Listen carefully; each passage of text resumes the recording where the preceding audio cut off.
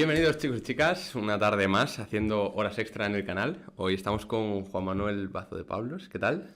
Muy bien, ¿y qué tal Alberto? Muchas gracias por invitarme. Muy bien, bienvenido aquí, espero que estas sean tus primeras horas extra de la semana, que ahora hablaremos un poco más de eso, pero bueno, cuéntanos, ¿qué has estudiado y a qué te dedicas? Mira, yo estudié economía en la Universidad Complutense de Madrid, luego hice un máster que se llama el máster del CENFI, que ahora te cuento un poco más, y ahora mismo estoy trabajando en una empresa que se llama AFI, y trabajo en la parte internacional de esa empresa. Entonces, bueno, el grado en economía es algo que yo creo que todo el mundo conoce, y la Complu también. El máster del CENFI es algo que igual puede ser un poco más interesante contar, ¿no? Que este es un máster que es en economía y finanzas. CENFI quiere decir Centro de Economía, bueno, quiere decir Centro de Estudios Monetarios y Financieros Internacionales, ¿vale? Y este es un máster que normalmente lo cursan en torno a unas 20 personas cada año y suele ser gente extranjera la mayoría. Al final tenemos algún español, pero suele ser gente extranjera que viene, pues, por ejemplo, de la China rural y de muchos sitios distintos, gente muy especializada, muy matemática, y que suele venir a España a hacer este máster con el objetivo de conseguir cartas de recomendación de sus profesores, que son muy buenos. O sea, al final hay un mix ahí de culturas bastante curioso, ¿no? Sí, o sea, para que te hagas una idea, yo me acuerdo el primer día que salimos a comer y luego vino mi padre a recogerme y justo estábamos entrando todos, o sea, estaban entrando todos para coger sus cosas e irse, y mi padre me dijo, en la que te estás metiendo. Porque tú imagínate, teníamos un chico de Bielorrusia que era muy especial, o sea, al final toda era gente muy distinta, que a mí me gusta mucho mezclarme con gente distinta, pero gente pues que se meta a una cosa que es muy específica, con un objetivo muy claro y que le gustan mucho normalmente las matemáticas y el mundo este de cálculo avanzado y todo este tipo de cosas. Entonces había muchos chinos, un ruso, un argentino y todas personas muy peculiares, que no voy a ahondar en ello, pero eran personas muy peculiares. Entonces venían a España básicamente para conseguir esas cartas de recomendación de estos profesores que son muy famosos. Hay uno, por ejemplo, que se llama Arellano, que él mismo tiene un estimador que creó en temas econométricos. Un estimador que estudias, si estudias economía, que se llama el Arellano Bond Estimator, que es suyo, ¿no? Ese era el nivel. Joder. Y tienen muchos contactos en las universidades americanas. Entonces viene la gente aquí para conseguir esas cartas de recomendación y luego acabar en estas universidades americanas normalmente. Yo no, pero eso es lo que la gente normalmente hacía. Casi todo el mundo quería ir ahí a modo de curso predoctoral para luego hacer el doctorado. Vale, bueno, vamos a, como siempre, partimos de mi ignorancia, de que yo del tema de economía, pues hombre, lo mínimo y básico, pues sí que lo controlo, pero siempre, pues a lo mejor te hago alguna pregunta para que expliques a lo mejor un pelín más en detalle, pero bueno, por si alguien no lo sabe. Entonces, bueno, la verdad que el mundo de la economía al final nos rodea, ¿no? Está siempre presente en nuestras vidas. ¿En qué momento tú dices, oye, quiero hacer economía? ¿Qué te lleva a ello? La verdad es que yo cuando era pequeño no quería hacer absolutamente nada de lo que hubieran hecho mis padres. Yo partía de esa premisa. ¿Tus padres han hecho? Y mis padres, los dos estudiaron economía. Ah, bien. Mi madre era profesora y es profesora en una universidad, es catedrática en una universidad española de economía pública, y mi padre era director de una sucursal bancaria. Y yo tenía claro que no quería estudiar economía y no quería ni trabajar con bancos ni dar clase. La realidad es que estudié economía, trabajo en una empresa que trabaja con bancos y doy muchas clases en su escuela de finanzas, porque AFI tiene una escuela de finanzas y doy clases ahí también. Entonces, de lo que yo pensaba de pequeño a lo que ocurrió cambió bastante, ¿no? Y hubo un principal motivante de todo esto, y es que yo de pequeño quería ser veterinario. Yo también, fíjate. Lo que pasa que en el colegio nos hicieron hacer un experimento que era una cosa relativamente sencilla y que no debería haber traído muchos problemas, que era diseccionar una alita de pollo. Un contramuslo. Sí, lo que nos comemos. Sí, ¿no? Que yo nunca me paro a pensar lo que nos comemos, pero... Y diseccionándola me puse muy mal, me puse malísimo, tuve que ir a la ventana y no te voy a contar más detalles ya. O sea, que veterinaria ahí decidimos que no... Claro, ahí me di cuenta de que por mucho que me gustara no era lo mío. Y entonces, según fui creciendo, sí que había algunos temas que me llamaban mucho la atención. Yo no sé si tú, Alberto, alguna vez te has preguntado por si se puede acabar con la pobreza en el mundo. Porque yo cuando era pequeño escuchaba mucho que no se podía. Que no se podía y que para que unos estuvieran bien, otros tenían que estar mal. Yo no sé si tú tienes esa idea también en la cabeza o si tienes otra visión, ¿no? Sí, al final siempre dicen que para que uno gane, otro tiene que perder, ¿no? Eso es efectivamente, eso es lo... Al final es cuando llamas que es un juego de suma cero. Que si unos están bien, otros tienen que estar mal. Entonces, a mí eso me rompía la cabeza. Era algo que decía, yo esto tengo que entender por qué es así. Entonces, esa era un interrogante que yo es verdad que empecé a tener cuando era un poquito más mayor. Y luego también mi madre, que era profesora, pero también hacía muchas asistencias técnicas en otros países, que básicamente le llamaban los gobiernos para ir ahí a tratar de apoyarles en temas de economía pública, de impuestos y demás. Y eso me llamaba mucho la atención también. O sea, el hecho de poder tratar de ir a un país que estaba intentando desarrollarse, a ver cómo podías desarrollarlo de manera que hubiera más prosperidad colectiva, me llamaba muchísimo la atención. O sea que al final tiras a economía por tu lado de buena persona, ¿no? Ya No creo que sea buena persona, yo creo que era inquietud, o sea, inquietud y curiosidad. De verdad que esta pregunta me la hacía, esta pregunta me la he seguido haciendo, y luego ver el tema de viajar, estar en esos países, conocer otras culturas, otras realidades y tratar de apoyar en ello, me llamaba mucho la atención, pero yo creo que era pura curiosidad, no tanto buena persona ni nada de eso. Era... Ya, ¿a esta pregunta has conseguido ponerle respuesta o todavía no? Mira, a esta pregunta te voy a contar una cosa. No sé si has leído el libro que es muy famoso, se ha hecho muy famoso, que se llama Sapiens. O sea, el autor es Yuval Noah Harari, que es un israelí, y hace una pequeña, como un breve relato de cuál ha sido la historia de la humanidad. Y dentro de este libro, un punto que comenta, que a mí me pareció interesante, es que históricamente siempre habíamos pensado lo que estábamos diciendo, que la pobreza era o es inherente a este mundo, y que es algo con lo que tenemos que lidiar porque es así.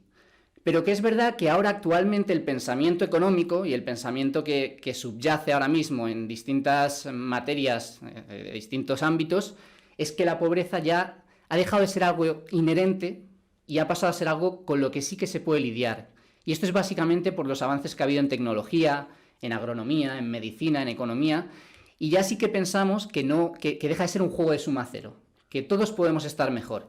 Y esto lo puedes ver muy claramente. Tú si te vas a hace 150 años y te fijas en el rey de ese momento y en cómo vivía, y te fijas ahora en cómo vives tú, probablemente tú tengas una vida mucho mejor. Y probablemente mucha gente que hace 30, 40 años no tenían acceso a muchos servicios, con el desarrollo de la tecnología, el desarrollo de la medicina, el desarrollo de la agronomía, estás pudiendo tratar de alguna manera sacarles de la pobreza. Entonces, ¿se puede acabar con la pobreza? Lo que dice este libro es que técnicamente sí. Y yo coincido en que técnicamente sí. Si te vas a los datos, es verdad que según la ONU, me parece que como en los 90 o así, la pobreza se estimaba, la pobreza extrema. La pobreza extrema es que no tienes capacidad para satisfacer tus necesidades. Esto quiere decir que no tienes para comer y no tienes cobijo, que al día de mañana te puede faltar comida y demás. Pues en esos momentos se estaba estimando, me parece que en torno al 30%, 26%, una cosa así, o incluso más, en los 90. Y ahora mismo estamos hablando de que hay en torno a unas 800 millones de personas en esta situación, que eso es el 10% de la población. O sea, hemos bajado de un 26-30 a un 10%. Está muy bien. Esto se explica sobre todo por China. Se explica sobre todo por China y por su crecimiento. Claro, desde un punto de vista técnico, se puede acabar con ello, y es lo que comentan. Pero la realidad, si confrontamos otros datos, yo sé ahora te digo, Alberto, que en España la pobreza está aumentando desde la crisis financiera y que se está situando en algunos índices a niveles casi de 1995, ¿tú qué piensas? O sea, estamos diciendo que técnicamente se puede solucionar, pero que en España que se mide de otra manera. O sea, no es la pobreza extrema. Es verdad que la pobreza extrema en España posiblemente no existe. Todo el mundo puede tener capacidad, ya sea incluso a través de una organización, a través de los cobijos que puede poner el gobierno, la iglesia, todo el mundo al final es más o menos capaz de satisfacer sus necesidades de una manera u otra. Pero por cómo se mide la pobreza en España, que hay varios indicadores, que está el de riesgo de pobreza, que es que tengas menos del 60% de la mediana. Bueno, no voy a entrar en detalle de eso, pero es gente que también lo pasa muy mal, ¿no? Y eso está aumentando en España. Entonces, ¿se puede acabar con la pobreza? Técnicamente sí. Luego, ¿se va a acabar o no? Ahí influyen muchas dinámicas. Influye, si está creciendo un país o no, que nosotros desde el 2008 tenemos bastantes problemas. Influye cómo se distribuyen los recursos. Influye cuál es la calidad institucional del país. Y todo esto lo podemos ir hablando luego si te interesa, ¿no? Pero es una pregunta bien complicada. Sí, la verdad es que sí. Y pensaba que la respuesta que me vas a decir era que no. O sea, que me gusta que me hagan cambiar así de idea. Entonces, tengo aquí apuntado, en cuanto a tus estudios, que tuviste el premio a las mejores notas en economía en España. Hablamos 2015. Bueno, yo o algo terminé así, ¿no? la carrera en 2014 y el Ujú. premio era eso, a haber sacado las mejores notas de España en economía. ¿Cómo se sacan las mejores notas de España? ¿Qué nivel de autoexigencia deberías de tener? Pues, a ver, la verdad es que yo a nivel de la carrera no me tuve que esforzar mucho. Yo Ujú. venía a hacer el bachillerato internacional en un instituto y pienso que el nivel que te exigían ahí y el nivel de dificultad era más elevado. Luego la carrera me resultó bastante sencilla. Los profesores eran buenísimos, los que tuve. Yo estudié en la Complu y los profesores eran muy buenos. Pero el grado de exigencia, salvo en algunas asignaturas, me parecía bastante fácil. O sea, no me parecía complicado. Yo cuando de verdad lo pasé peor fue cuando estuve estudiando un año fuera, que estuve en Inglaterra, en Cambridge, y ahí tuve que estudiar bastante. De hecho, cuando volví dije, no vuelvo a hacer algo así. Pero este es el círculo vicioso en el que te metes. Y donde de verdad lo pasé muy mal fue en el CENFI. Sí, ¿no? Esto que te comentaba de con todos los chinos, rusos, Que hay tal, esa mucho gente nivel. era muy buena. Y era muy matemático y a mí las matemáticas no se me dan bien.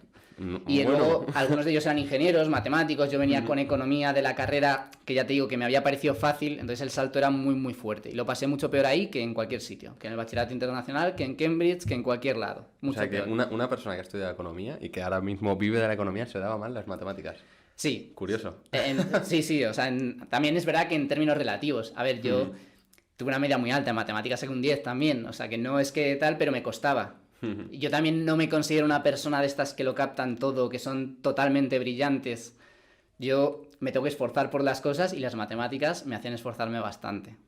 Joder, qué curioso. ¿Y el año este que has comentado en Cambridge? Porque al final es como la cara oculta del Erasmus, ¿no? Tú te puedes ir de Erasmus y pasártelo genial, fiesta, Sí. todo guay, o te puedes ir a un sitio en el que tu exigencia despegue y tengas que chapar horas y horas y horas. ¿Cómo fue ese año? Cuéntanos, ¿qué nos puedes contar de Cambridge? A ver, pues yo se lo recomiendo a cualquiera. Ujú. Es verdad que no es un año de irte a Brasil o irte a Italia a disfrutar. Es un año que vas a trabajar bastante. Y yo recuerdo estando ahí, que estaba siempre lleno de visitantes, de españoles también, que yo siempre les colaba en mi residencia y demás. Y yo recuerdo que decía, se ve muy bonito desde ahí.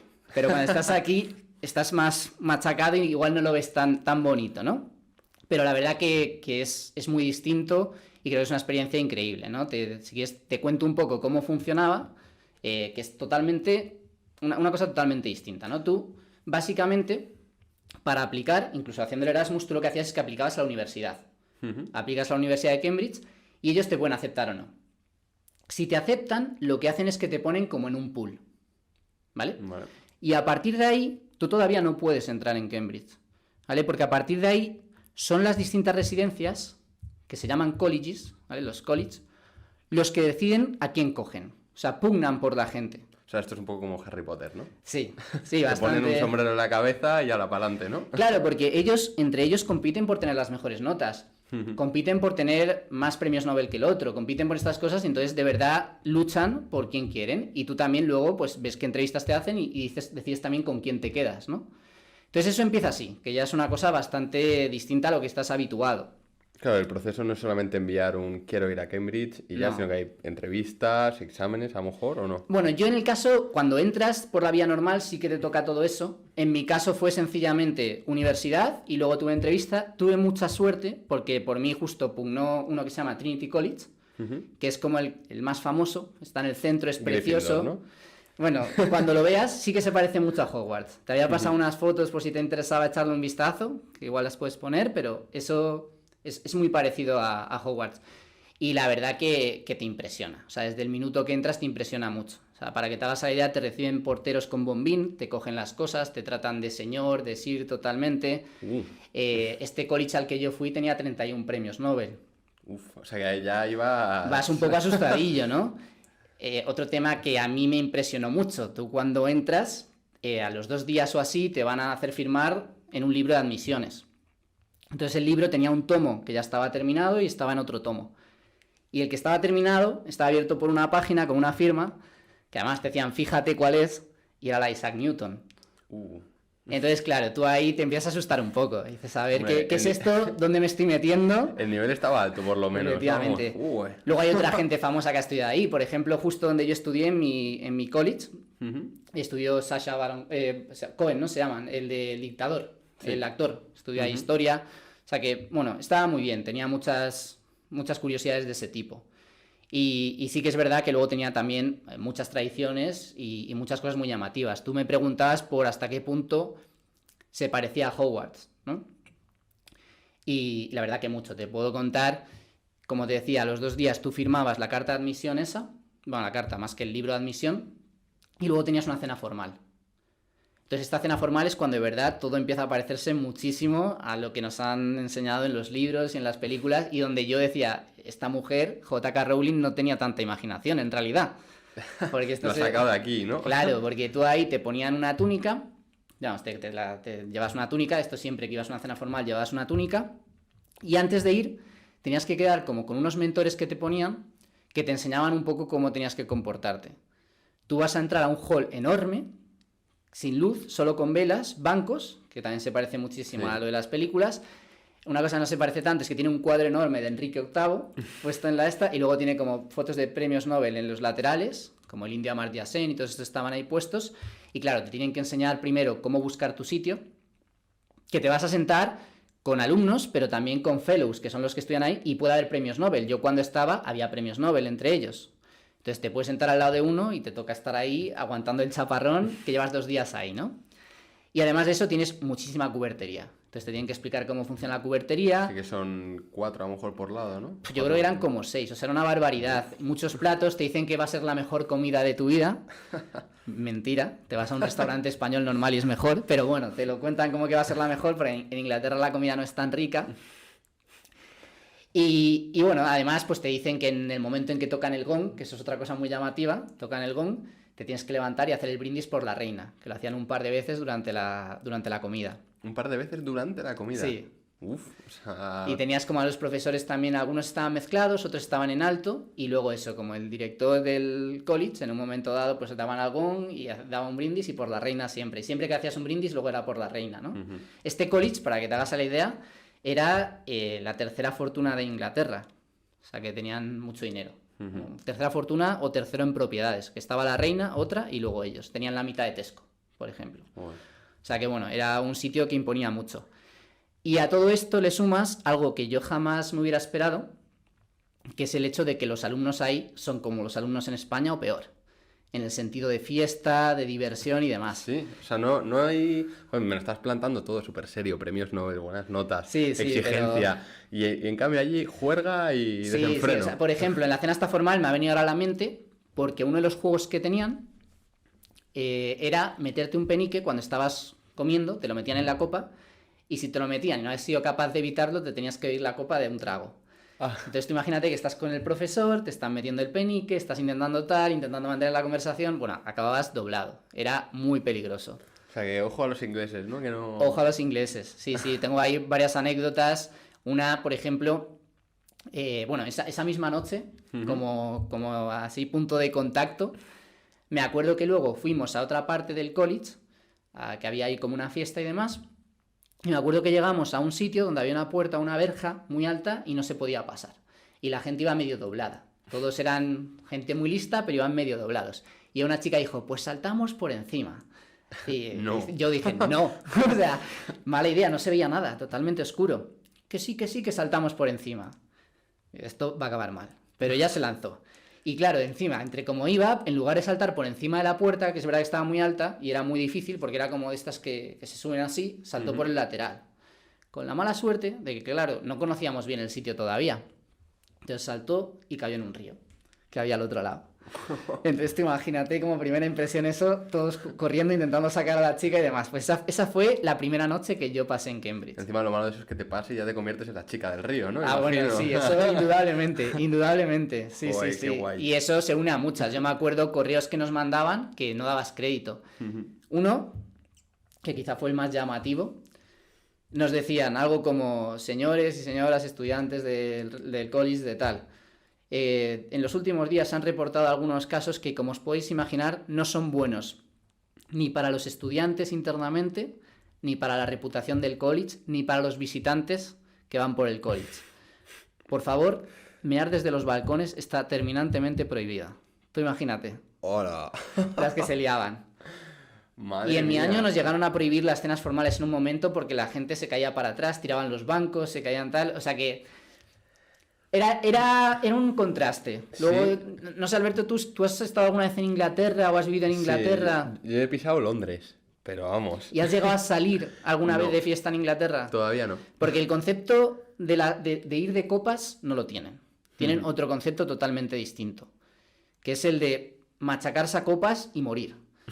Hombre, Entonces, eso lo vemos aquí. Eso te vas- efectivamente, claro, te vas claro. a Es que Alicante o algún lado así que esté tú lleno te de... piensas que la gente que ves en Alicante, que ves en Cataluña, que ves en las Baleares, te crees que dicen, vale, esta gente está en su país súper tranquila, viene aquí, se vuelve loca y se vuelve a su país a ser súper civilizados. Y no. Y no, el concepto ahí no es me tomo unas copas en un cuarto con gente hablando, disfrutando del momento. Ese no es el concepto. El concepto es compro vodka con chili para quemarnos los labios y nos empezamos a tomar shots, shots, shots y empezamos 70 y acabamos saliendo 5 y ha sido la noche de nuestras vidas. Ese es el Madre. concepto y lo más rápido posible. O sea, no entienden lo de beber tranquilamente, disfrutando y hablando. También es verdad que allí las copas no funcionan como aquí. Allí te ponen el shot en la Sí, copa. No sí, te, no sí. te bebe, Sí, sí, no en te la da el discoteca camarero sí, y... sí, sí. Bueno, joder, o sea que tú ya lo tienes en el currículum y cualquiera que haya estado también sabe diciendo, joder, este tío es un genio, pero también este tío sabe salir de fiesta y pasárselo bien, ¿no? Bueno, yo no creo que sea ningún genio. Yo ya te he dicho que yo creo que me esfuerzo mucho por las cosas. Y creo que cualquier persona, bueno, igual no cualquier persona, así que igual tienes que tener unas habilidades y demás, pero que si te esfuerzas por las cosas, puedes hacerlas. Entonces sí, esa parte que es menos conocida también se daba. Porque Tenían- imagino que para luego el currículum también, el haber estado un año en Cambridge, muchas empresas lo tendrán en cuenta. Supongo que sí. O sea, a mí lo que me sirvió mucho fue lo otro, fue lo del CENFI, ahí sí que me querían coger muchas empresas en base a eso, ¿no? Claro, porque saliendo solo con economía, ¿cómo lo ves? Ahora mismo, ¿crees que tiene buenas salidas? ¿No? A ver, yo pienso que economía, esto es como todo, ¿no? Pero yo creo que sí que economía tiene bastantes salidas laborales. Sí que creo que depende mucho del momento en el que estamos. Ahora concretamente, hace 5 años va a cambiar mucho el si creo que es oportuno o no, o necesario más que oportuno el hacer un máster. Yo lo suelo recomendar, porque siempre te ayuda un poco a entender mejor qué te gusta y a especializarte en algo y poder salir mejor. Pero es verdad que depende mucho. Hay momentos donde hay muchísimo empleo y que directamente te puedes colocar. Porque al final, si te das cuenta, Alberto, economía, tú puedes, por un lado, ir a sector público y hacer oposiciones, tipo técnico comercial del Estado, este tipo de oposiciones, y hay muchas otras. O también te puedes ir a sector privado, y en sector privado puedes trabajar como economista, que podrías trabajar pues en una casa de análisis, haciendo temas de economía, temas de competencia, pero también cualquier otro trabajo que esté un poco ligado a la gestión también te va a valer. O sea, y a la estrategia y todas estas cosas. Entonces puedes hacer consultoría estratégica, puedes hacer gestión en distintas empresas, todo el mundo de las finanzas también, banca de inversión, todo eso. Entonces yo creo que economía sí que tiene muchas salidas laborales y sí que pues dentro de las distintas posibilidades que hay de estudios, pues es de las que posiblemente más tienen. ¿Y algún sector que digas ahora mismo que aconsejes, que veas que está repuntando o que digas... Tú dices, o sea, aquí te refieres para trabajar, ¿no? Que digas, Sí, oye, yo tecnología, imagínate... farmacia. Claro, eso. O sea, yo imagínate que tengo 18 años, ¿qué estudio? Va por ahí un poco la Sí, o pregunta, sea, has entiendo, hecho, ¿no? bueno, 22, acabas de terminar economía, ¿dónde busco? ¿Que busco una farmacéutica? Ah, vale, porque yo aquí sí que creo que, y te quería lanzar una pregunta, yo creo que para responder a eso tienes que un poco tener claro también cuál es tu visión de tu vida. Porque yo escucho muchas veces que tienes que seguir tu vocación y tienes que dedicarte a tu vocación y, claro, puede ser tu sueño, entonces tú si tienes eso claro, pues yo te diría que te dediques a eso. Si tú tienes una vocación muy fuerte y tienes claro que estás dispuesto a asumir que puede que no te remunere y que puede que tengas una vida donde lo pases muy mal en otros temas, entonces hazlo.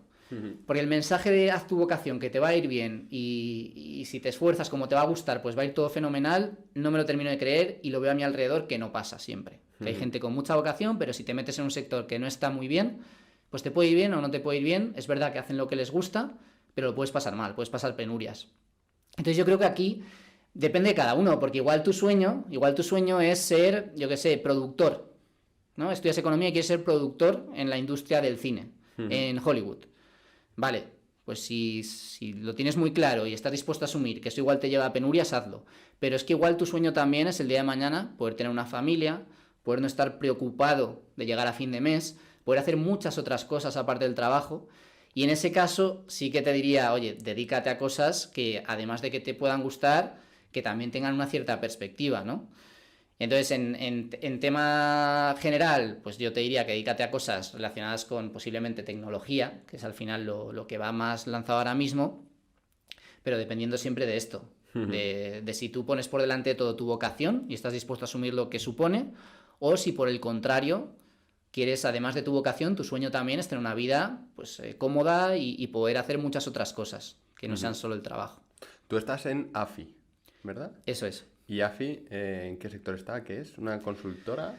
Bueno, AFI es una empresa bastante particular, porque yo te diría que está muy diversificada horizontalmente, entonces es como si aunara varias empresas en una misma, ¿no? Porque AFI es una consultora, como tú decías, ¿vale? Aunque normalmente nos conocen más por ser como una casa de análisis, que damos análisis de mercados y demás, pero también es una escuela de finanzas, por donde estudia muchísima gente. O sea, es brutal, creo que llevamos como 250.000 alumnos, teniendo en cuenta el online. Hacíamos 250.000 alumnos este año, que es una salvajada, ¿no? De máster. De distintas cosas, o sea, tiene cursos de máster en finanzas cuantitativas, máster en Big Data, pero luego también tiene programas ejecutivos que hacen pues bancos. Nosotros estamos muy, muy dedicados al sector financiero. Entonces, bancos, gentes de administraciones públicas que trabajan en finanzas, todo eso. Y luego tiene mucha formación ad hoc o in company, que se llama, para empresas. Te puede contratar un banco una formación concreta para su filial donde sea, y tú haces eso también, ¿no? Entonces tiene, como te decía, la consultora, la casa de análisis, la escuela, y tenemos también una gestora. Entonces es esas 4 cosas. Y dentro de la consultora hacemos muchas cosas. Tenemos un departamento compuesto principalmente por ingenieros informáticos, que es de soluciones digitales, siempre todo ligado al mundo financiero. Luego tenemos otro que es de finanzas cuantitativas, que son matemáticos, y lo mismo, hacen matemáticas, pero ¿de qué? De productos derivados, exóticos, tratar de valorarlos, cosas muy complejas, pero siempre también ligadas al mundo financiero. Y tenemos departamento de banca, de economía aplicada, de análisis, de finanzas públicas, de un montón de cosas. Está muy diversificado horizontalmente. Entonces yo te diría que a modo de contenido, de qué es lo que hace AFI, porque me has preguntado, ¿qué es AFI? Pues AFI es eso, ¿no? A modo de contenido. Luego, a modo de qué es AFI en términos de qué le distingue de otra empresa, cuándo se creó y demás, bueno, pues AFI se crea en 1987, lo crean 3 profesores de universidad, 3 catedráticos, que son Emilio Ontiveros, Ángel Vergés y Francisco Valero, ¿vale? Entonces, al principio empezaba pues como una casa sobre todo en análisis y luego ya fue evolucionando hacia otras cosas. AFI lleva asistiendo ahora, este año se hacen 35 años, el año pasado, y lo que sí que tiene, que yo creo que es muy interesante, bueno, también por un poco de contexto, son en torno a unos 230 trabajadores ahora mismo, 230 empleados, y lo que sí que tiene yo creo que es una cultura muy peculiar y muy distinta de lo que hace cualquier otro tipo de empresa consultora en nuestro sector. ¿Por qué? Pues mira, porque es una cultura que está muy caracterizada primero por rigor técnico. O sea, es un sitio donde la gente técnicamente es muy potente, donde todo el mundo es muy potente, porque se valora mucho. En AFI lo normal es que no te entre nadie que no tenga un máster. Vale. Y normalmente es el máster de AFI, es como la vía más directa para entrar. Se valora mucho eso y se puede ver el resultado, ¿no? Tú si te fijas, tú te puedes fijar después de esta entrevista, echar un vistazo a cuántas intervenciones hacen en los medios distintos profesionales de AFI. Y verás que para ser una empresa de 250 personas es salvaje, ¿vale? Esa es una manera que puedes comprobar rápidamente la capacidad técnica que tenemos en diversos temas donde estamos siempre en los medios. Otra manera de verlo rápidamente también es aquellas personas que en algún momento decidieron dejar la empresa, ver dónde están ahora. Que eso también te dice, hombre, pues el nivel que tiene la gente que está en la empresa, ¿no? La gente se queda mucho con nosotros. O sea, la rotación que tenemos es muy bajita en relación a otras empresas de nuestro sector. Pero aquellos que han tenido oportunidades muy buenas, pues a veces se van, ¿no? Sí, es algo que siempre pasa. Efectivamente. Entonces, por ejemplo, el actual secretario de Estado de Economía es un ex-AFI. El presidente de la CNMV es un ex-AFI. El otro presidente anterior, que se llama Manolo Conte, también era un ex-AFI. La persona que lleva el FROP es también un ex-AFI. O sea que al final el vicepresidente también del IFC, que es parte del grupo del Banco Mundial, para Europa y América Latina, también es un ex-AFI, ¿no? Es gente que luego pues está en unos puestos muy potentes. Entonces, la primera característica que creo que nos distingue mucho es que somos pequeños y tenemos un rigor técnico brutal. O sea, eso creo que es lo primero.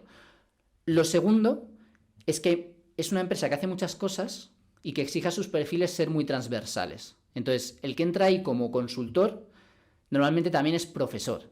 Y además siempre trabaja con distintas áreas, se apoya a distintas áreas haciendo distintas cosas. Y yo creo que eso es muy interesante, ¿no? Porque el hecho de ser profesor te obliga a estar siempre en la punta del conocimiento y a la vez tú le aportas a la escuela lo que estás viendo y la práctica que estás haciendo para tus clientes en el día a día. Y por eso se valoran mucho los másters que hacemos también, porque te los da gente que están trabajando en ello, que es que te lo conocen perfectamente lo que se necesita. Y luego la tercera es que tiene una jerarquía inexistente. O sea, tú me parece que eres del mundo informático, ¿no? Sí, entonces ahí no hay jefes, ¿quieres decir? No, lo que no hay es una estructura jerárquica, como te pasa en cualquier otra empresa similar a las nuestras, ¿no? O sea, tú te vas a cualquier otra empresa y ves que hay Junior 1, Junior 2, Junior 3, Senior 1, Senior 2, Senior 3, Manager, tal, cada uno le pone su nombre, ¿no? Director, socio, tal. En AFI hay consultores y socios, no hay nada más. Y esto permite pues, que haya mucho contacto entre todos, nos permite adaptarnos muy rápidamente a todo, y es una cultura que nace en el 87, pero que ahora, todos estos tres temas que te comentaba, se asemeja muchísimo a la cultura que tienen tecnológicas muy famosas, como Google, que se implementan mucho después. Entonces yo creo que ahí los tres fundadores fueron unos visionarios en ese sentido, y creo que es algo que le hace muy único, que se pone muy en el foco la persona que trabaja, nadie es un número, hay mucho sentimiento de pertenencia en la empresa. Y al final, eso, lo que te digo, se pone en el foco a la persona, se pone en el foco su carrera y no te pones aquí a hablar de jerarquías y demás que pensamos que no tienen sentido, al menos para una empresa como la nuestra, donde se puede manejar de esta manera y creemos que tiene mucho más sentido y que vemos que tecnológicas punteras, que esto de poner a la gente en un pool, todas estas cosas, nosotros lo llevamos haciendo muchísimo tiempo, ¿no? Entonces es llamativo ver cómo luego estas tecnológicas han seguido un camino similar. Y yo creo que ahí los tres fundadores, y en especial Emilio Ontiveros, fueron unos visionarios. O sea, eso para cualquier persona que nos esté viendo ahora mismo y que le haya encantado tu discurso de AFI y diga, joder, ¿cómo puedo entrar en AFI? Aparte de por el máster, obviamente, pero alguien que ya esté formado, que tenga un perfil. Es decir, ¿cómo llego a AFI y qué se espera de mí en AFI? ¿Qué hay ahí? Vale, entonces, para entrar, si eres un junior, o sea, si acabas de terminar la carrera, la manera más sencilla es a través del máster. Sí. ¿Por qué? Por varios motivos. Tú, Alberto, ¿hasta qué punto crees que en una entrevista eres capaz de captar si alguien va a trabajar bien o no? Muy poco. Es difícil, ¿verdad? ¿En qué te basarías para tratar de hacerlo? Eso ya, ahora con recursos humanos no hables conmigo. Claro, o sea, normalmente te basas en las notas, que dices esto tendrá una correlación, hablas, ves si es normal o si tiene alguna cosa rara, y dices, uy, este es raro, va a ser un problema, ese tipo de cosas, ¿no? Pero ¿cómo de verdad te das cuenta de si alguien funciona bien? Con el tiempo. Y viéndolo trabajar, ¿verdad? Con el tiempo viéndolo trabajar. Entonces, lo que nuestro máster hace y que ofrece es, te da el máster con conocimientos muy aplicados y a la vez se hacen prácticas en distintos departamentos. Y claro, es la vía de entrada más natural, porque tú conoces a la gente, ellos te conocen también, veis si os gustáis, veis si os cuadráis y a partir de ahí ya podéis trabajar. Sin máster es difícil. Hay otros másters que también pues admitimos, porque también son de gran calidad y también admitimos a la gente que viene de esos másters. Sin máster ya digo que tienes que entrar siendo muy senior y ya con otras condiciones. Oye, vengo aquí porque sé mucho de esto y voy a desarrollar esta parte del negocio. Pero si no, la vía natural para entrar es esta. Y luego tú en AFI, personalmente, ¿a qué te dedicas? Mira, pues yo como te comentaba antes, yo estoy en la parte de negocio internacional, ¿vale? Yo soy socio en AFI desde hace como un año, una cosa así. No sé si ya... Sí, más o menos una cosa así. Y entonces yo como mandato lo que tengo, junto con más compañeros, más socios también y con el equipo que tenemos, es tratar de seguir desarrollando y consolidando la actividad internacional de AFI. ¿Vale? ¿Qué quiere decir esto? Bueno, pues esto por un lado quiere decir el tratar de las actividades que hacemos en España, replicarlas en otros países donde tenga sentido. En base pues, a distintas estrategias, viendo cómo funciona el mundo financiero ahí y ver a ver si ahí tiene sentido trabajar o no y a partir de ahí desarrollar proyectos. Entonces eso es una parte. Y la otra parte también, nosotros trabajamos mucho con instituciones multilaterales. ¿Qué son las instituciones multilaterales? Esto es, por ejemplo, el Banco Mundial, el Banco Interamericano de Desarrollo, el Banco Africano de Desarrollo, ¿vale? Son instituciones que tienen distintos cometidos y que normalmente lo que tratan de hacer es de desarrollar países que están en vías de desarrollo, de distintas maneras, dándoles préstamos, con políticas, haciendo asistencias técnicas, de distintos modos, ¿no? Entonces yo tengo esas dos ramas, tengo la rama de hacer actividades que hacemos en España en otros países y también esto de trabajar mucho con Banco Mundial, Banco Africano de Desarrollo, Comisión Europea y otras de estas instituciones. Y tú como socio, porque esto, sobre todo eso, cuando empezamos a trabajar, yo que tengo muchos amigos que estamos empezando a trabajar, tú ves al socio y dices, ¿hará lo mismo que yo? O en AFI, como al final solo hay consultores y socios, ¿los socios también están ahí pegándose con los números o simplemente hacéis un poco más de eso, de relaciones y abrís proyectos y demás? Pegarse con los números, ¿a qué te refieres? ¿Te refieres a estar en el proyecto también, a ese tipo de cosas, ¿no? Sí. Sí, mira, en AFI, básicamente, lo que distingue a un socio de un consultor es que el socio, además de tener que tener la capacidad de gestionar equipos, que también se le exige a un consultor, y de ser técnicamente muy bueno, porque es parte de nuestra bandera y de nuestra cultura, también tiene que tener la parte que tú decías, la parte comercial, ¿no? Y también eso pues es muy importante. Pero en AFI los socios sí que tienen mucho interés por mantenerse técnicamente muy potentes en sus distintos campos, y es algo que creo que distingue quizá de otras empresas.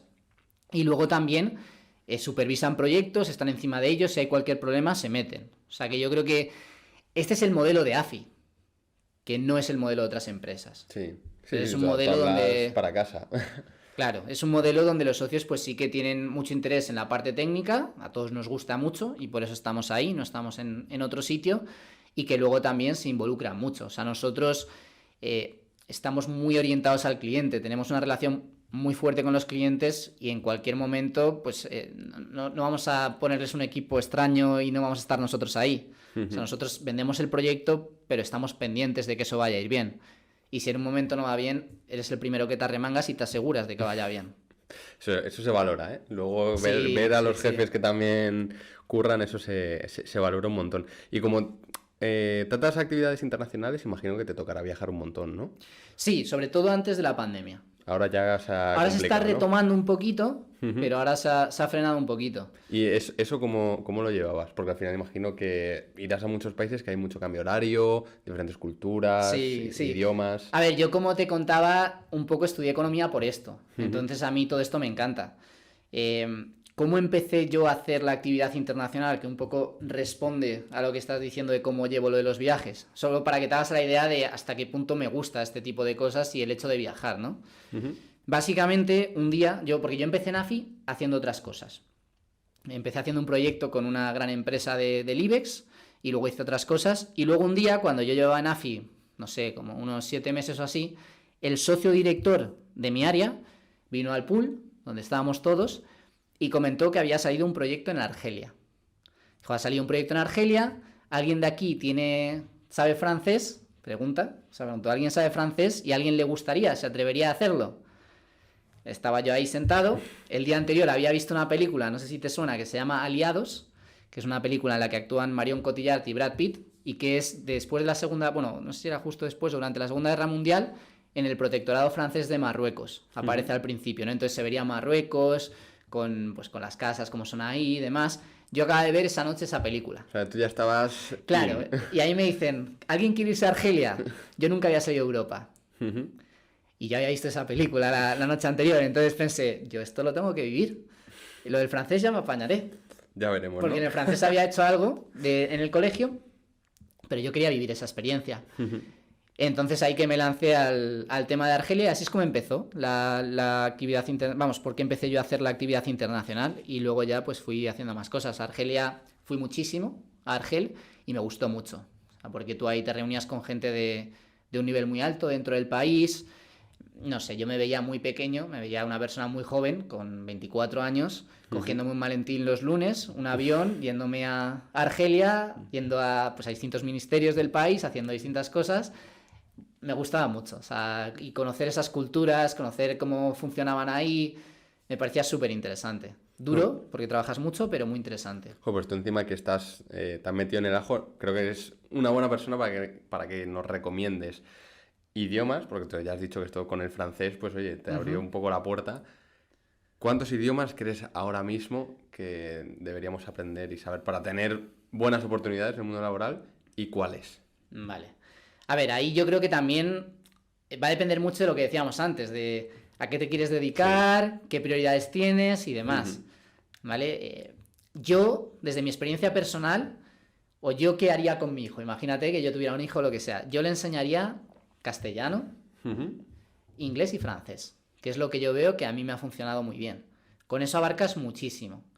Oye, que me encantaría saber portugués también, sí, y alemán y tal, sí, pero bueno, yo creo que ya el esfuerzo, igual el portugués, que es más parecido a lo nuestro, no es tanto esfuerzo, pero el esfuerzo adicional que te supone frente al rendimiento que te va a dar, no lo veo tan claro. Entonces yo diría esos 3 idiomas.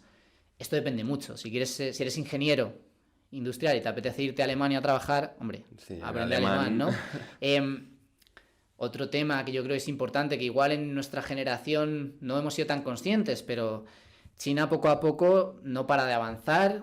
Son 1.400 millones de personas, me parece. Hombre, igual aprender chino tampoco está mal, ¿no? O sea, igual también te abre puertas, dado que cada vez va a ser una potencia más importante a nivel mundial.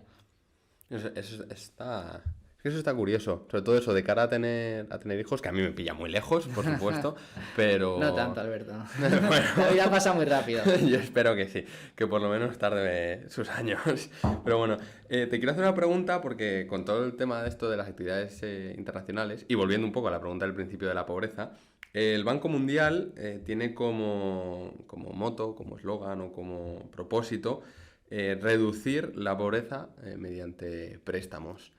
¿Tú crees que de verdad es algo que persiguen o es más por hacer negocio pero dar un poco la cara de decir, no, estamos intentando ayudar? ¿Qué hay detrás? No, me parece una pregunta lícita, interesante. A ver, yo creo que antes de entrar en la pregunta, el Banco Mundial ha tenido distintas funciones desde su creación. Y creo que está bien hacer un breve repaso para que se entienda y la gente que nos escuche entiende lo que ha ido haciendo el Banco Mundial, por qué se creó y dónde está ahora. ¿Vale? Y luego podemos responder a esa pregunta una vez más desde lo que yo he vivido trabajando con ellos, que trabajamos mucho. Entonces, el Banco Mundial se crea, me parece que es en el 44, en 1944. Todavía no había terminado la Segunda Guerra Mundial, que termina en el 45, pero ahí está la conferencia de Bretton Woods y crean el Banco Mundial y el Fondo Monetario Internacional, entre otras instituciones y demás. ¿Qué objetivo tenía en ese momento, ¿no? ¿Qué objetivo tenían estas instituciones? Pues el objetivo era reconstruir Europa. En ese momento el objetivo era reconstruir Europa. Entonces, entre los años 50 y los 60 están concentrados en eso, y también es verdad que también están ayudando a países en vías de desarrollo, también sobre todo tratando de darles financiación para temas de infraestructura. O sea que durante los 50 y los 60 están principalmente centrados en esas dos temáticas, ¿vale? A partir de los 70, bueno, en los 70 hay una crisis muy fuerte energética, no sé si te suena, una crisis energética muy fuerte, y a partir de ahí es verdad que luego, en una cosa que se denominó el consenso de Washington, se empezó a centrar el banco mucho, sobre todo en economías latinoamericanas. Esto también tienes que pensarlo en el contexto de la Guerra Fría, donde Estados Unidos trataba de expandir y demás, pero bueno, en ese momento se centran mucho en tratar de ayudar a distintas economías en vías de desarrollo a corregir sus problemas estructurales. ¿De qué hablamos cuando hablamos de problemas estructurales? Pues sobre todo de la balanza de pagos. Esto de endeudarse como un loco, sin tal, ¿no? Pues eso tenían grandes problemas y se centraron mucho en eso después de la crisis energética. Porque imagínate también con el problema que había con la energía, pues se habían se encontrado con un problema estructural en la balanza de pagos de estos países, ¿vale? Y luego yo creo que a partir de los 90 y hasta ahora, aunque siempre ha estado implícito, sí que se centran más cada vez en todo esto de la inclusión financiera, lo que tú estás diciendo, de tratar de acabar con la pobreza. Ellos incluso hablan, un poco por la experiencia que yo tengo, de tratar de generar prosperidad colectiva, ¿vale? Entonces, el motus que tienen en este momento, yo creo que es sobre todo ese, y luego también, y especialmente lo hemos visto a raíz de la pandemia, todos los temas de ESG, climáticos, esos lo llevan por bandera ahora. O sea, todos esos temas también, ellos yo sí te diría, ¿en qué están enfocados ahora mismo? En parte de inclusión financiera y en parte social, de género y de medio ambiente. Totalmente. Y lo vemos completamente, ¿no? Entonces, a tu pregunta que decías, el Banco Mundial se dedica a dar préstamos para tratar de reducir la pobreza.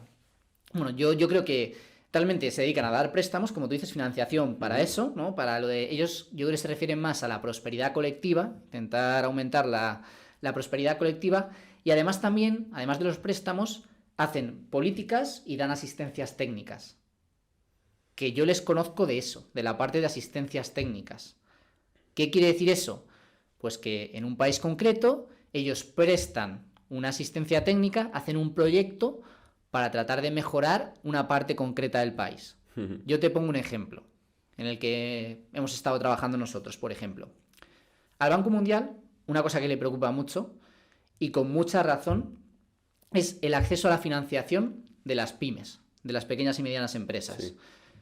¿Por qué le importa tanto el tema este? Bueno, pues porque al final tú si te vas...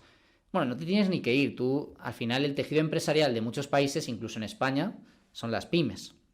¿Vale? O sea, es casi todo pymes. Pues tú imagínate en países como Costa de Marfil, Senegal, Burkina Faso y todo esto, ¿no? Tienes sobre todo pymes. ¿Vale? Entonces, ¿qué sucede? Que en esos países hay mucha desigualdad y es muy difícil que si no te dan financiación tú puedas acometer tus inversiones y hacer distintas cosas como pyme y crecer y tratar de aumentar tu productividad y todo lo que, desde el punto de vista teórico de la economía, sabemos que lleva a un país a poder desarrollarse. Entonces, uno de los grandes objetivos que tiene el Banco Mundial es aumentar el acceso a la financiación en estos países. Pues, por ejemplo, en un país de África Occidental o en un país de África Oriental o donde sea, un proyecto que nosotros hemos visto que hacen, ¿vale?, es el tratar de generar un sistema de scoring. No sé si sabes lo que es un scoring, Alberto, o igual gente que nos escucha no lo sabe. A mí me suena de haber escuchado a mi hermano, creo. Vale. Pero, porque tú no te has enfrentado al momento de pedir una hipoteca, entiendo, ¿no? Todavía no, y espero que también me quede un par de añitos. Vale, pues tú cuando pides una hipoteca, cuando pides un préstamo, lo que te hacen es un scoring. ¿Qué es esto, un scoring? Hombre, pues valoran en función de distintas variables si te pueden dar el préstamo o no y a qué tipo de interés. Sí. ¿Vale? Entonces te dicen, a ver, tú como pyme, enséñame tus estados financieros, enséñame tu beneficio, qué beneficio has hecho, enséñame tu balance, enséñame las componentes de tu cuenta de resultados, enséñame si has tenido préstamos antes, tu histórico crediticio. Es decir, si has estado pagando bien durante esos años, enséñame todo esto y yo tomo la decisión. Claro, ¿tú cómo te imaginas que es esta conversación cuando estás en Costa de Marfil? Pues complicada. Complicada. ¿Verdad? Porque la pyme es la señora o el señor que vende bananas que lo lleva en su cabeza en el mercado, ¿vale? Y que estados financieros, hombre, pues ¿no? Hay pymes un poco más grandes y un poco tal, pero que no llegan a tener ese tipo de información, ¿vale? Entonces, tú tienes que pensar, de alguna manera, esto en el contexto de este proyecto, ¿vale? Tienes que pensar, de alguna manera, cómo a toda esta gente que no tiene acceso al crédito, puedes intentar darle acceso al crédito, ¿vale? Los bancos al priori te van a decir, no, que yo no quiero perder dinero, dale tú, Banco Mundial, que yo no quiero perder dinero. Entonces, ¿qué es lo que está haciendo, por ejemplo, el Banco Mundial? Que es un tema interesante. Mira, pues ellos han desarrollado, ¿vale?, y aquí nosotros en algún momento les hemos ayudado también, un sistema de scoring que en lugar de fijarse en tus estados financieros, en tu historial crediticio, en todas estas cosas que no existen en estos países, en lugar de eso, te hace un test psicométrico. ¿Vale? ¿Qué es un test psicométrico? Claro, ese es un tema que bueno, ahí el que más sabrá será un psicólogo, ¿vale? O sea, esto normalmente las empresas que lo producen son empresas que están dirigidas por psiquiatras, psicólogos y demás. Entonces, son test que en base a ciertas preguntas tratan de dilucidar si tú pagarías, si tienes disposición a pagar un préstamo o no. Vale. A veces las preguntas son imágenes, porque la gente puede llegar a ser analfabeta en algunos de estos países, o te las tienen que leer, te las lee un programa o lo que sea. Entonces tú imagínate, pones una imagen que se cae una cartera y luego pones imágenes de qué seleccionas. Si coger la cartera, meterla en el bolsillo, correr para el otro lado, si coger la cartera, dársela al que se le ha caído, un poco eso, ¿no? No es así de simplista. O sea, no sé si alguna vez te han hecho algún test de estos psicológicos, pero te empiezan a mezclar las cosas, ya no sabes si estás siendo coherente, consistente, llega un punto en que dices, voy a poner lo que pienso de verdad porque me estoy liando. Pues eso. Entonces, ¿Qué pasa? Te hacen este test y con eso tratan de ver tu disposición a pagar y en base a ello ya te dan un préstamo, si lo apruebas, ¿no? Si tienes una disposición a pagar alta, te van a dar un préstamo muy pequeñito, porque eso, la capacidad predictiva que tiene es justa.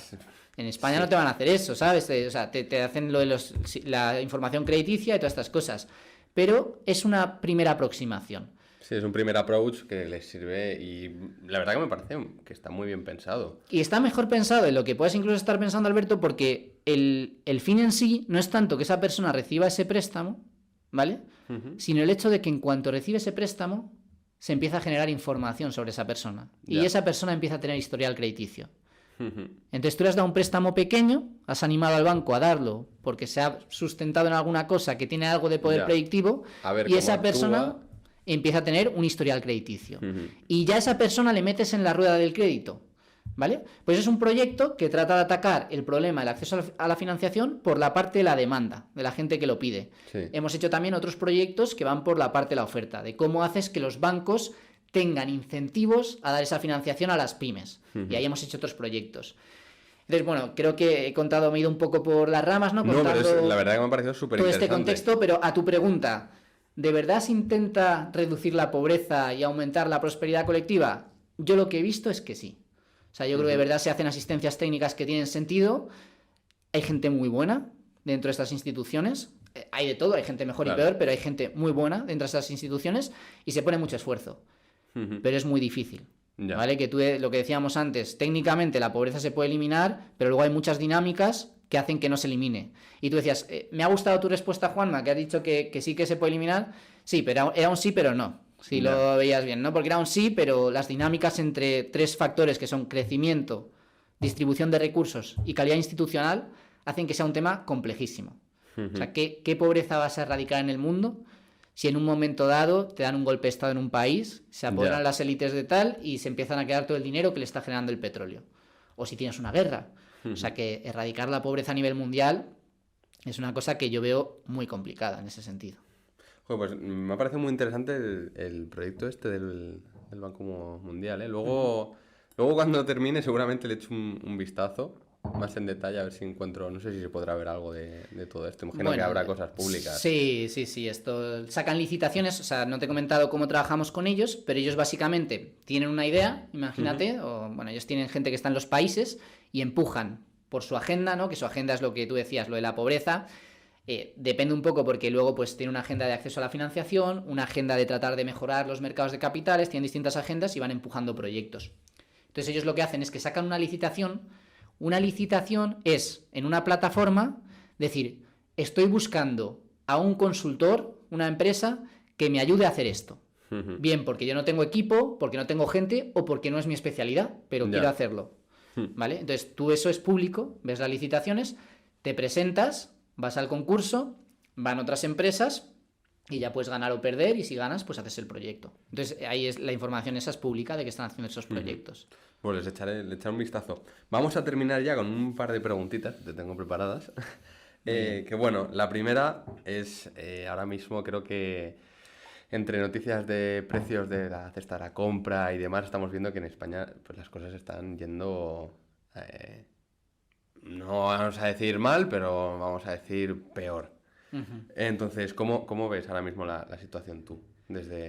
A ver, estás ahí metido. En España y en el mundo. En los países desarrollados todos están pasándolo mal porque yo creo que ahora mismo en estos momentos hay varios factores que están tensionando las economías de los países desarrollados y entre ellas, indudablemente, la de España. ¿Vale? El primer factor es este que tú comentabas, ¿no? Que los economistas llaman la inflación, la temible inflación. Que el mercado, hace unos meses, cuando hablo del mercado, hablo pues de los inversores en la bolsa y todo esto, descontaban. Esto de que descuentes es que piensas de una manera que va a evolucionar y entonces pones el precio en función de eso. O sea, tú piensas que la inflación va a caer y entonces pues inviertes más o lo que sea, cualquier cosa. Entonces los inversores descontaban que con la subida de tipos de los bancos centrales la inflación iba a caer muy rápido y no está siendo el caso. Los bancos centrales eran más cautos. El Banco Central Europeo, la FED, todos estos sí que pensaban que se iba a tardar más en conseguir dominar la inflación, ¿no? Lo pensaban después, porque al principio es verdad que lanzaban otros mensajes, pero bueno, luego sí que pensaban tal y yo creo que ellos están más en lo cierto, ¿no? Y prueba de ello es que salió el dato de inflación esta semana de España, que me parece casi un 6,1% y que está por encima de lo que se esperaba. O sea, no se está moderando la inflación tan rápido como se pensaba. Y esto además en un entorno donde China hasta hace 2 días ha estado cerrada por el COVID, ¿vale? Porque ¿cómo funciona esto la inflación? La inflación al final son los precios de las cosas. Sí. Entonces tú, si tienes una demanda como la China apagada, que no está demandándote cosas, pues los precios están más bajos que si de repente el consumidor chino empieza a pedir cosas, ¿no? Entonces tú piensas que este contexto que está sufriendo toda Europa, ¿vale? El dato de inflación de España 6,1, el de Europa por encima de 8, que ha salido hoy me parece o ayer, pues es una situación que, bueno, que hay que ver a ver cuándo se termina moderando, porque ese es el primer tema de tensión y el segundo es que los bancos centrales en su mandato, que su mandato principalmente, no sé si lo conoces Alberto, pero es intentar mantener la inflación en torno al 2%, pues tienen que tratar de luchar contra eso. Y luchar contra eso, ¿qué implica? Pues tratar de hacer que el dinero sea más caro. ¿Vale? Tú imagínate que el dinero fuera como un producto, que sea más caro tenerlo, porque si lo tiene menos gente que puede comprar y que puede subir, te puede al final subir los precios, ¿no? Entonces tratan de hacer que el dinero sea más caro. ¿Cómo? Pues con el otro punto que escuchamos constantemente, ¿no?, en las noticias, que es el tema de los tipos de interés. De, joder, yo me metí en una hipoteca variable hace apenas un año, estaba pagando un tipo de interés ridículo del 0, algo por ciento y me planto hoy en que el Euribor salió a 3,5, más de 3,5 durante febrero, más lo que me esté cobrando el banco diferencial, ¿vale? Porque el Euribor es entre lo que se prestan los bancos y además tú como cliente te ponen un diferencial porque tienen que cubrir otros costes, no solo su coste de financiarse, sino también el coste de tener oficinas para darte préstamos y todas estas cosas, ¿no? Entonces, tenemos estos dos focos tensionadores, ¿vale? Yo no veo que esto vaya a ser el apocalipsis, o sea, no veo que de aquí a un año o a 2 años la economía vaya a entrar en una recesión tremenda. Tienes que pensar que venimos de estar creciendo a 5,5% este año, 5,5% el año anterior, a niveles de eso, caeremos a niveles de 1 o algo, posiblemente en estos 2 años que viene, pero no veo que esto nos vaya a llevar a una recesión tremenda.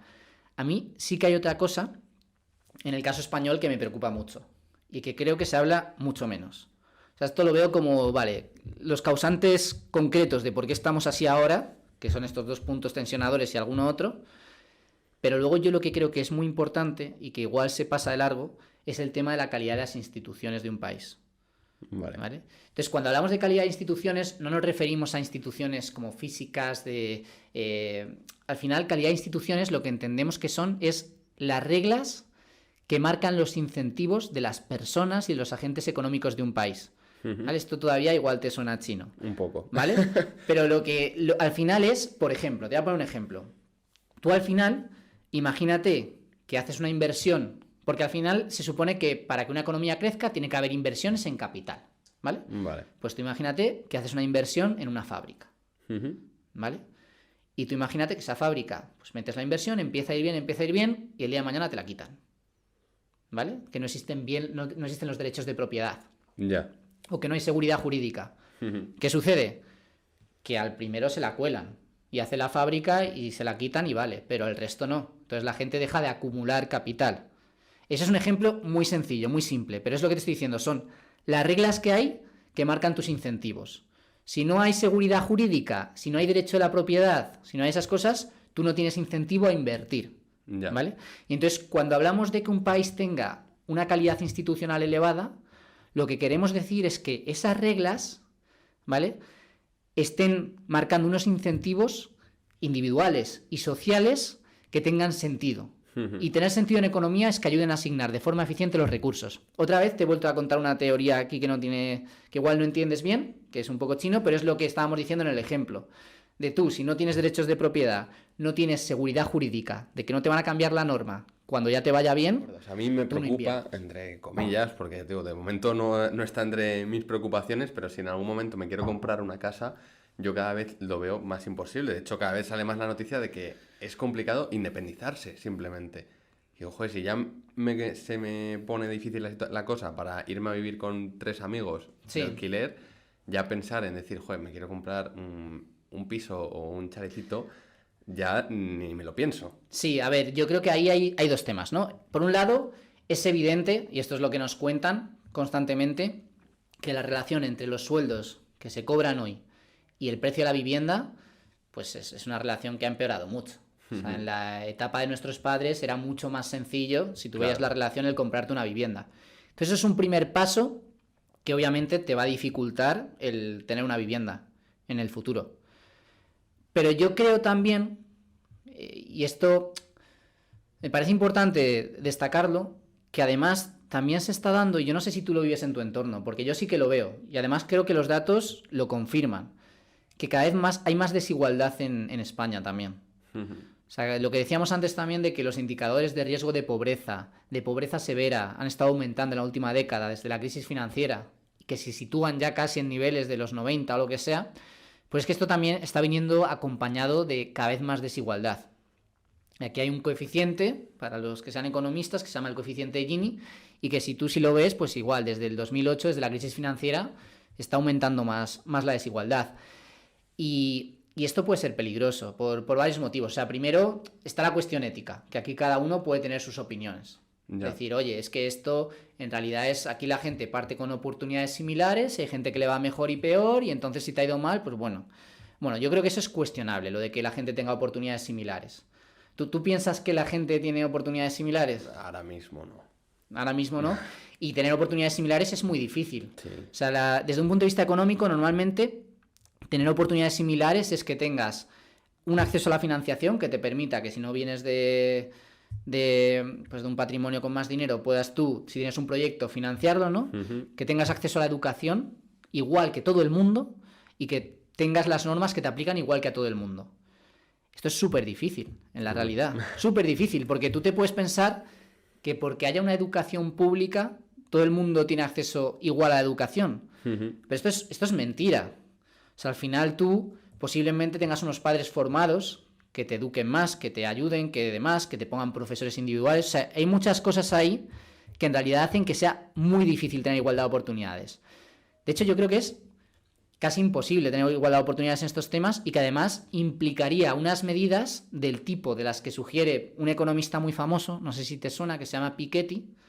Él hizo un libro sobre la desigualdad y se hizo muy famoso. Es de los economistas más leídos, un libro muy grande. Uno primero se llama El capital en el siglo XXI, un libro que hizo, y luego otro más corto que se llama Una breve historia de la igualdad. ¿Fácil de leer o no? El de Una breve historia de la igualdad, sí, el otro no. O sea, vale. El otro yo creo que es el libro más comprado de economía, pero menos leído. Pero el de Una breve historia de la igualdad, sí. Que además, si te das cuenta, semeja un poco al título del de Einstein, ¿no? De Una breve historia del tiempo, que lo ha hecho así un poco como emulándolo. Entonces, él lo que dice es que para que hubiera igualdad de oportunidades, lo que habría que hacer, y él lo promueve y se lo cree, yo creo que es inviable. Pero él lo que comenta es que lo que habría que hacer, y esto lo ha estudiado, es cuando una persona cumpliera los 25 años, se les diera una dotación de 120.000 euros. Y todavía eso no aseguraría una igualdad de oportunidades, pero cree que nos aproximaríamos más. ¿Por qué? Porque cuando tú tienes 120.000 euros en el banco, te puedes educar más. Claro. No tienes que tomar el primer trabajo. No tienes que estar estudiando y a la vez trabajando en una empresa. No tienes, ¿sabes? Si quieres acometer un proyecto, pues puedes dar la entrada. Tienes dinero para empezar, ¿no? Pero claro, el hacer una cosa de estas, él calculó que supondría un impuesto del 90% sobre el patrimonio de las personas con más dinero. Es mucho dinero. Claro, pues eso, pero que lo de la igualdad de oportunidades no siempre está claro, ¿no? Entonces, lo que yo sí que decía es que en el país, en España, si te fijas en los índices desde 2008, cada vez hay más desigualdad. Y yo lo veo, o sea, yo lo veo en mi contexto y veo que los sueldos son muy bajos y que tú tienes gente con sueldos muy bajos y luego pues gente que le está yendo mejor, que tienen empresas tal y demás. Entonces, yo creo que cada vez hay más desigualdad. Y la desigualdad per se, yo creo que ya puede ser un problema.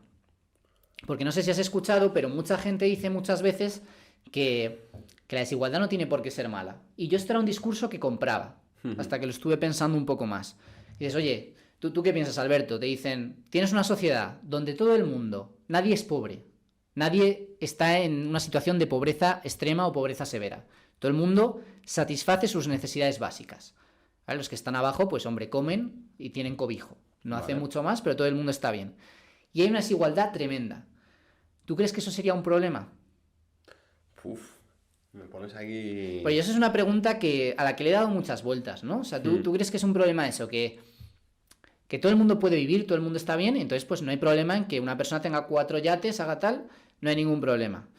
Y a priori sobre el papel, yo cuando se lo escucho decir pues a distintos gurús que se han hecho famosos, como Naval, uno que se llama Naval, un indio y demás, pues oye, tiene sentido. Aquí al final todo el mundo, aunque seas pobre, pues tienes tu móvil, tienes tu... No pobre, perdón, aunque estés en la parte baja de la distribución de la renta que haya o del patrimonio, pues tienes tu móvil y tus necesidades básicas satisfechas, ¿vale? Pero yo creo que eso es un problema. O sea, yo creo que incluso aunque todo el mundo pueda vivir decentemente, el que haya mucha desigualdad es un problema.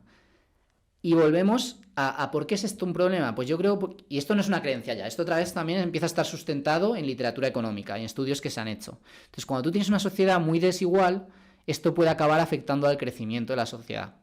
Y puede acabar haciendo incluso que se revierta la situación a la que has llegado, ¿no? Tú imagínate que has logrado una situación mínima de prosperidad colectiva con gente que igual tiene menos dinero y otros que tienen muchísimo. Cuando hay mucha desigualdad, el mecanismo por el cual el crecimiento económico se puede ver interrumpido, y como digo, esto hay estudios que lo corroboran y que tratan de encontrar pues estas causas, yo distingo básicamente 2, de entre los que más me han convencido de lo que dicen, ¿no? Entonces uno de ellos es que cuando hay mucha desigualdad, la cohesión social se tiende a reducir mucho. O sea, es difícil que tú te sigas creyendo a las instituciones, te sigas esforzando, te sigas tal, cuando tú ves que tú básicamente comes y duermes y que hay otra parte de la población que está aquí a un nivel increíble, ¿no? O sea, eso hace que empiece a haber una falta de cohesión social que puede dar lugar a que no te creas las instituciones del país y que puede dar lugar a revueltas y a todo tipo de cosas, ¿verdad? Entonces, ese es un mecanismo por el cual puedes acabar con esa situación y acabar retrocediendo en el crecimiento. Y el otro, que está visto también, vuelve a lo que comentábamos antes de la calidad institucional. Tú cuando tienes mucha desigualdad, en la parte alta la gente tiende a tener mucho poder. Porque tú si tienes un poder financiero muy fuerte, puedes influir en casi todo, ¿vale? Y esto es una realidad y lo hemos visto desde hace mucho tiempo.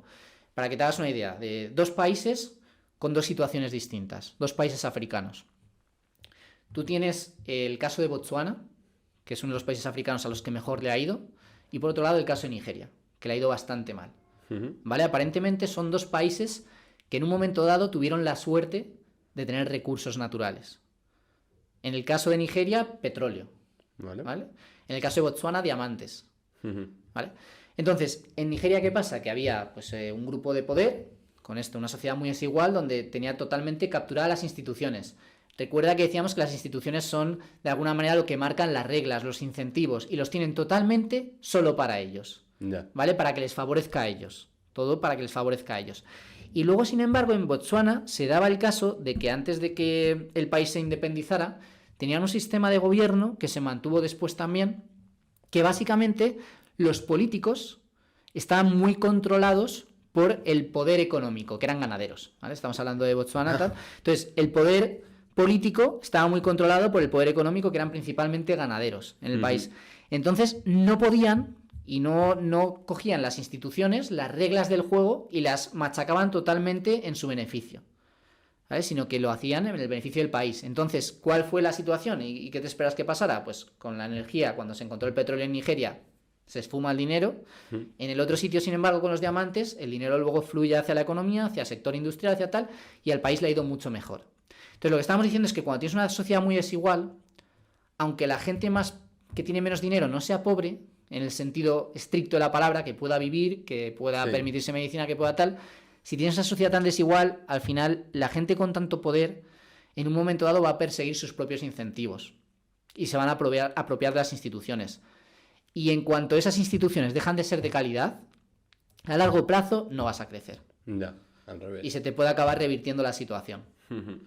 Eso es. Entonces, yo creo que a la pregunta de lo de la vivienda, hombre, pues yo creo que con la desigualdad que hay gente que se lo va a poder permitir muy fácilmente. Pero hay mucha otra gente que no. Y a mí me preocupa la desigualdad que se está generando. No sé si se va a ir reduciendo, pero me preocupa. A mí también. No te voy a mentir que si en algún momento me quiero comprar una casa me acordaré de esta entrevista. Bueno, ya para terminar, 2 preguntas, muy rápidas. Una, ¿eres feliz con tu trabajo? Sí, sí, sí. Al final, yo creo que cuando decides trabajar en un sitio, te tienes que fijar en... Bueno, aquí también depende. Si lo que quieres es ser técnico de una cosa concreta, te tienes que dedicar, irte a la empresa que haga esa cosa de la mejor manera posible y ya está.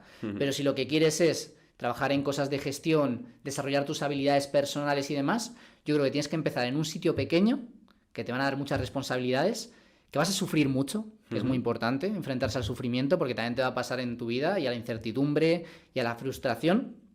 Y luego fijarte mucho también en qué está haciendo la gente que lleva ahí 10 años, o que lleva 20 años, o los que gobiernan. Y decir, yo quiero ser así, me gusta cómo son, me gusta su parte humana, me gusta su parte de conocimiento, me parece gente que admiro. Y yo justo en mi trabajo, pues en su momento desde que empecé, me parecía gente admirable, la que estaba gobernando la empresa, y me lo sigue pareciendo, y entonces yo estoy muy contento porque yo veo que poco a poco voy adquiriendo habilidades para acabar siendo quien quiero ser. Entonces muy feliz en ese sentido. Muy bien, me alegro. Y ya, si no hubieras estudiado economía, si no te hubieses dedicado a este mundo, ¿a qué te hubiese gustado hacer? Pues ahí a mí la verdad que me gustan muchas cosas. O sea, a mí me gusta... La veterinaria, hemos quedado sí, lo que pasa que ahí te iba a decir justo que lo que tengo claro es que no iba a ser sector sanitario, porque yo cuando abro una pechuga de pollo, pues me empieza a temblar el cuerpo. Entonces, la parte de sector sanitario lo veo muy difícil. Yo creo que... No sé a qué me dedicaría, pero tengo claro que si me toca la lotería, quizá trabajo un poco menos, seguiré trabajando y estudiaré un montón de cosas, porque me gusta todo. O sea, me encanta el cine, me gusta la física, me gusta la ingeniería informática, me gusta todo. O sea, me gusta conocer de muchas cosas. Entonces, yo me dedicaría a estudiar, yo creo, carreras. Eso está guay. Básicamente. Y ya, ¿a quién traigo aquí? ¿Quién te gustaría que se sienta ahí otro día? A ver, claro, es que yo, si no estuviéramos dentro del contexto del podcast de que es para ver las trayectorias profesionales de personas que te pueden contar un poco lo que están haciendo, a mí se me ocurren los sospechosos habituales. O sea, ¿quién no traería aquí a Elon Musk o a alguien de este tipo, no? Hombre, es que si llega Elon Musk, bueno... Que tiene unas cosas interesantísimas que contarte, o incluso a nivel español, bueno, pues yo que sé, a traerte a Borrell o traerte a distintos autores y demás... Claro, a ese nivel, pues Javier Santaolalla, que es un físico muy interesante, cuenta cosas muy interesantes. Hay una persona que me parece interesantísima también, que le he escuchado varias veces, que tiene un libro que se llama Aprendiendo a Aprender.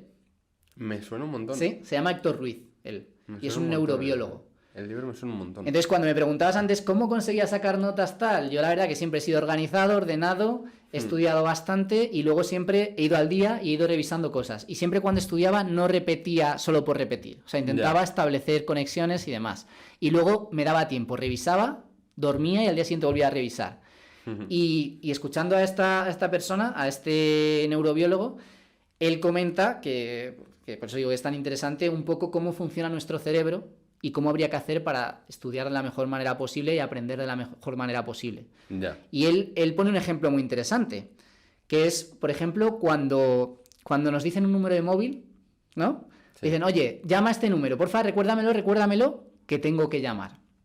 Y tú te lo acuerdas y empiezas 606, tal, lo que sea, y en el momento en que lo dices... Ya, hasta luego. Se ha ido, ¿verdad? Se ha ido completamente. Y entonces él utiliza ese ejemplo para tratar de explicar cómo funcionamos, ¿no? Y dice, oye, tú, Alberto, ¿qué tendrías que haber hecho para luego recordar ese número? ¿Qué crees que hubieras hecho para recordarlo? Apuntarlo en algún lado, a lo mejor. Pero imagínate que no puedes apuntarlo. ¿Qué se te ocurre que haces? Agrupaciones... Intenta relacionar conexiones, establecer redes y demás, ¿no? Pues él dice que al final, para estudiar y tener un conocimiento profundo, es precisamente eso lo que tienes que hacer, que tienes que establecer como redes y demás, y que luego también tienes que dejar tiempo, que la repetición per se no tiene sentido y que sin embargo la repetición espaciada, tratando de acordarte, sí que tiene más sentido. Tú si pones el número ahora y te intentas acordar en 2 horas y vuelves a pensar en las memotécnicas que estabas utilizando y demás, te puede funcionar, ¿no? Entonces, bueno, pues lo que decía, si pudieras traer a cualquier persona, todas estas me parecen en su campo personas súper interesantes. Respecto a qué profesión traerías, ¿no? Que creo que iba más por ahí la pregunta de... Hombre, si consigo traer algún autor, yo te llamo y si quieres te sentamos ahí. Y, yo encantado. Pero respecto a qué profesión, mira, pues igual que te decía que yo haría cualquier cosa, menos la rama sanitaria, yo traería a un sanitario. Vale. O sea, yo creo que para mí, en este mundo hay dos profesiones. Las sanitarias, medicina Y las las otras. O sea, creo que están hechos de una pasta totalmente distinta. Aquí es verdad que igual estoy un poco sesgado, porque a mí desde pequeño, mis padres siempre me decían que yo el autógrafo se lo tenía que pedir a mi pediatra y no al futbolista. Y lo pedía. O sea, yo ahí tal, no sé qué, mi pediatra, que era un pediatra muy bueno, se llama Juan Casado, y se llama Juan Casado, pues yo iba ahí y le pedía el autógrafo a mi médico en lugar de al futbolista. Y me lo debieron de meter tanto en la cabeza que yo he acabado con una cirujana. Entonces imagínate hasta dónde está, ¿no? Pero sí que creo que me parecería muy interesante traer a un médico, porque creo que su vida es totalmente distinta, que están hechos de otra pasta. O sea, una persona que a los 2 días de estar en clase le enseña una cabeza abierta por la mitad y no se cae para abajo, como yo con la pechuga de pollo, está hecho de otra pasta, ¿no? Y Muy tiene bien. un mundo totalmente distinto. Pues apuntado queda, buscamos sanitarios y algún autor para en un futuro. Pero bueno, espero chicos que os haya encantado porque hoy hemos tenido una masterclass de un profesional de AFI, que la verdad que yo he estado muy callado, sí que es verdad que es un tema que me queda un poco lejos y hoy me voy aprendiendo un montón, pensando un montón de cosas y muchas cosas a las que darle vueltas, que espero que vosotros desde casa también. Y bueno, pues hasta aquí la entrevista de hoy, las horas extra de hoy. Se nos ha alargado un poco, lo siento, a todo el mundo que nos esté escuchando ya haya llegado hasta este punto, pero bueno, no pasa nada. Así que Juanma, muchas gracias por venir. Nada, muchas gracias a ti, me parece una iniciativa interesante, súper interesante la que estás llevando a cabo y la mejor de las suertes. Genial, muchas gracias. Y nada, a vosotros, hasta la próxima. Hasta luego. Hasta luego.